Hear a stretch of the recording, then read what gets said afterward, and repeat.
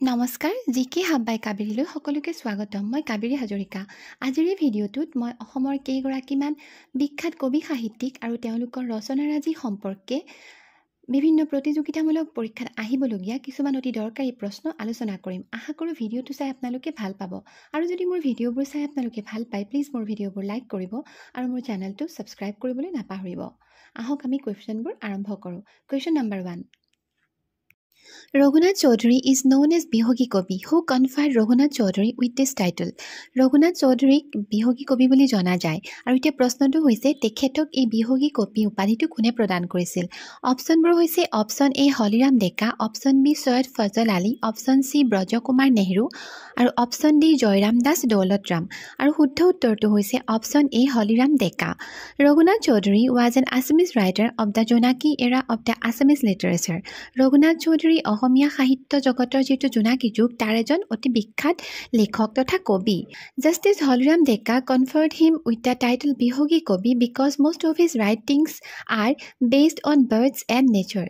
Justice Holiram ডেকাই তেখেতক বিহগী কবি উপাধিটো প্ৰদান কৰিছিল কিয়নো তেখেতৰ বেছি সংখ্যক লেখা মেলাই চৰাই চিৰিকটি আৰু প্ৰকৃতি জগতৰ ওপৰত জড়িত হৈ আছিলে।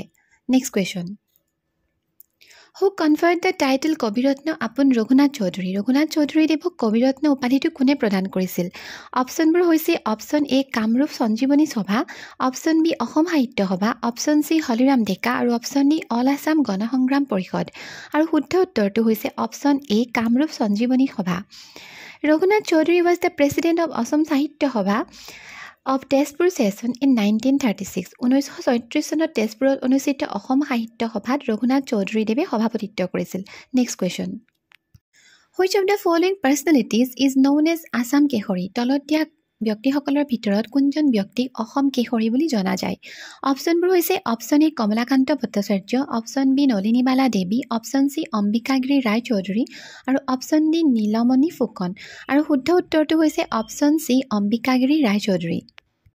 He was an Assamese poet, lyricist, singer, writer, social worker, and a leading freedom fighter of India's freedom movement.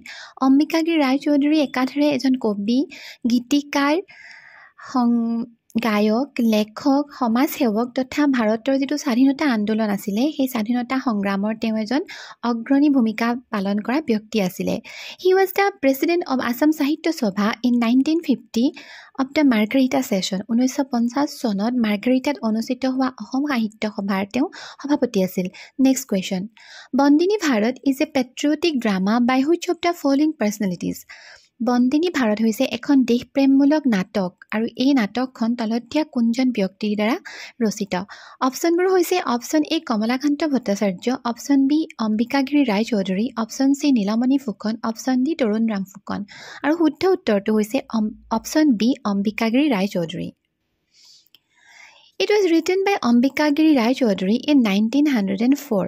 It was performed at Cotton Collegiate High School in Guwahati and was banned due to the anti-British sentiments.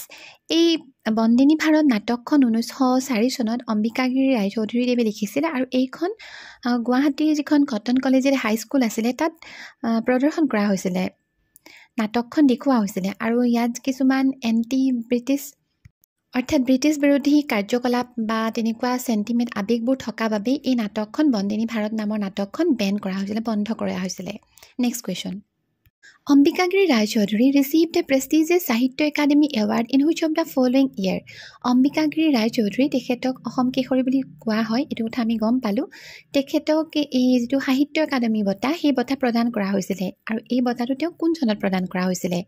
অপশ্যনবোৰ হৈছে option A 1964, option B 1965, option C 1966 আৰু option D 1967 আৰু শুদ্ধ উত্তৰটো হৈছে option B 1965। He was awarded the Sahitya Academy Award in 1965 for his poetry collection বেদনাৰ উল্কা। 1965 চনত অম্বিকাগিৰি ৰায় চৌধুৰী দেৱক সাহিত্য একাডেমী বঁটা প্ৰদান কৰা হৈছিল আৰু তেওঁক বেদনাৰ উল্কা নামৰ যিখন কবিতা পুথি তাৰ বাবে তেওঁ এই বঁটা লাভ কৰিছিলে। Next question. Nalinibala Devi was the first female president of Assam Sahitya সভা। নলিনীবালা দেৱী হৈছে অসম সাহিত্য সভাৰ প্ৰথমগৰাকী মহিলা প্ৰেচিডেণ্ট।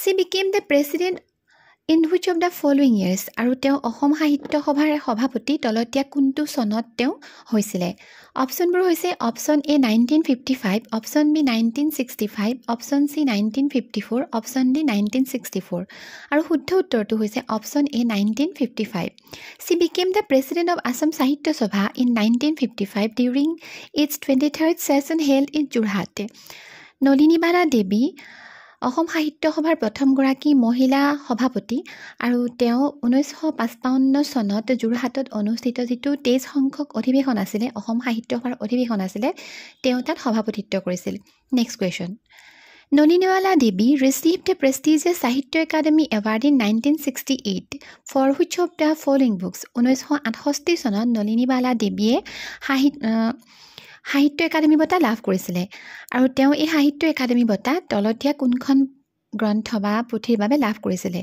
অপশ্যনবোৰ হৈছে option A Parashmani option B Alakananda option C সন্ধিয়াৰ সুৰ আৰু অপশ্যন ডি এৰি অহা দিনবোৰ আৰু শুদ্ধ উত্তৰটো হৈছে option B Alakananda Alakananda is a poetry collection Alakananda হৈছে এখন কবিতা সংকলন She was the first female Assamese writer to receive the Sahitya Academy Award আৰু তেওঁ হৈছে প্ৰথমগৰাকী অসমীয়া লেখিকা অসমীয়া মহিলা যি সাহিত্য একাডেমী বঁটা লাভ কৰিবলৈ সক্ষম হৈছিলে নেক্সট কুৱেশ্যন এৰি অহা দিনবোৰ is an autobiography of which of the following personalities এৰি অহা দিনবোৰ এইখন হৈছে এখন আত্মজীৱনী আৰু এই আত্মজীৱনীখন তলতীয়া কোনজন ব্যক্তিৰ অপশ্যনবোৰ হৈছে option A Parbati Prasad Baruah option B Nalinibala Devi option C Nabakanta Baruah option D Binanda Chandra Baruah আৰু শুদ্ধ উত্তৰটো হৈছে option B Nalinibala Devi it was published in 1976 আৰু এই এৰি অহা দিনবোৰ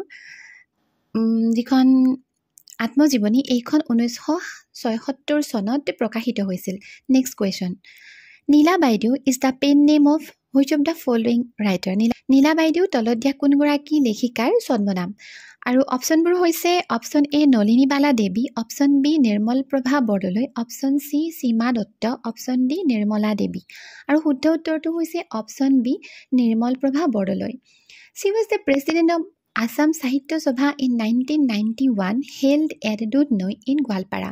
নিৰ্মল প্ৰভা বৰদলৈ তেখেতক নীলা বাইদেউ বুলি জনা যায় আৰু তেখেতে 1991 চনত গোৱালপাৰাৰ দুধনৈত অনুষ্ঠিত হোৱা অসম সাহিত্য সভাত সভাপতিত্ব কৰিছিলে next question the autobiography of Nirmal Prabha Bordoloi is Nirmal Prabha বৰদলৈৰ আত্মজীৱনীখনৰ নাম কি অপশ্যনবোৰ হৈছে অপশ্যন এ জীৱন জীৱন বৰ অনুপম অপশ্যন বি সুদীৰ্ঘ দিন আৰু ৰাতি অপশ্যন চি দিনৰ পিছত দিন আৰু অপশ্যন ডি অন্তৰংগ আৰু শুদ্ধ উত্তৰটো হৈছে অপশ্যন এ জীৱন জীৱন বৰ অনুপম বন্ধুসকল আজিৰ ভিডিঅ'টোত ইমানেই আশা কৰোঁ আপোনালোকে মোৰ ভিডিঅ'টো চাই ভাল পালে আৰু যদি মোৰ ভিডিঅ'বোৰ চাই আপোনালোকে ভাল পায় প্লিজ মোৰ ভিডিঅ'বোৰ লাইক কৰিব আৰু মোৰ চেনেলটো ছাবস্ক্ৰাইব কৰিবলৈ নাপাহৰিব ধন্যবাদ